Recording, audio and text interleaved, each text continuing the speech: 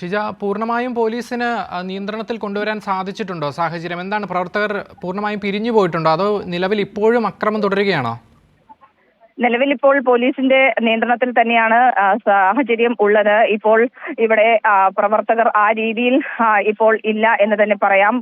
ഇവിടെ ക്യാമ്പ് ചെയ്ത് ഇവിടേക്ക് എത്തിച്ചേർന്ന പ്രവർത്തകരെ പൂർണ്ണമായും ഇപ്പോൾ ഇവിടെ നിന്നും അറസ്റ്റ് ചെയ്ത് നീക്കിയിട്ടുണ്ട്. 3 വാഹനങ്ങളിലായി ഇവിടെ നിന്നും KSU പ്രവർത്തകരെ അറസ്റ്റ് ചെയ്ത് നീക്കിയിട്ടുണ്ട്. പക്ഷെ കൂടുതൽ പ്രവർത്തകർ പ്രകോപനവുമായി ഇങ്ങോട്ടേക്ക് എത്താനുള്ളൊരു സാഹചര്യം നിലനിൽക്കുന്നുണ്ട്. പൂർണ്ണമായും സംഘർഷാവസ്ഥ അയഞ്ഞു എന്ന് പറയുവാൻ വേണ്ടി സാധിക്കില്ല. ആ ഒരു സാഹചര്യത്തിലാണ് ഏതായാലും കൂടുതൽ പോലീസ് ഉൾപ്പെടെ ഇവിടെ DCPയുടെ നേതൃത്വത്തിൽ കൂടുതൽ പോലീസ് ഇവിടെ സെക്രട്ടേറിയറ്റിന് മുന്നിൽ നിലയുറപ്പിച്ചിരിക്കുന്നത്. കൂടുതൽ KSU പ്രവർത്തകർ ഇനി എത്താനുള്ള ഒരു സാധ്യത അവർ മുന്നിൽ കാണുന്നുണ്ട്. അതുകൊണ്ട് കൂടുതൽ പോലീസ് ഇപ്പോഴും പോലീസിന്റെ നിയന്ത്രണത്തിൽ തന്നെയാണ് കാര്യങ്ങളുള്ളത്.